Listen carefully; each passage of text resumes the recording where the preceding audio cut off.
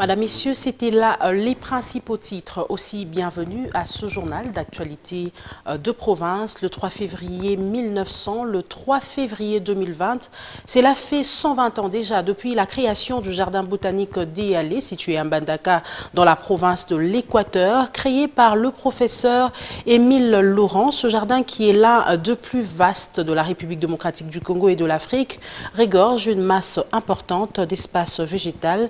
Le point avec Jordan Itouta.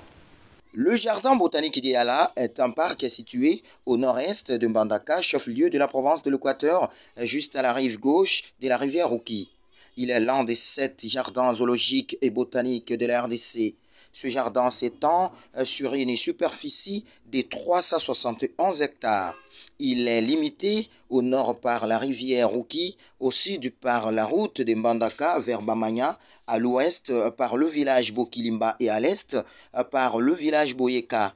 Le jardin botanique d'Eyala subit l'influence du climat équatorial chaud, humide, avec une température moyenne de 25 degrés Celsius par an et un taux de pluviosité de 177 mm avec un sol sablo-argileux.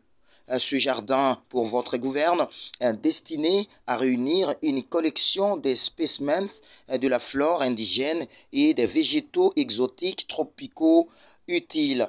Ce jardin, qui est l'un des lieux propices des repos pour les Mbandakais qui s'y rendent habituellement pour se divertir, trouve une importance particulière grâce à la présence d'un vieux crocodile affectivement appelé Paulin que les visiteurs aiment déranger lors des visites.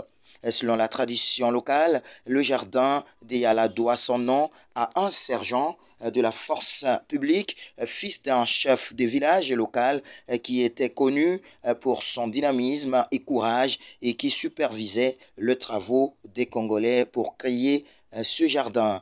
De Mbandaka, Jordan Itouta Biwan.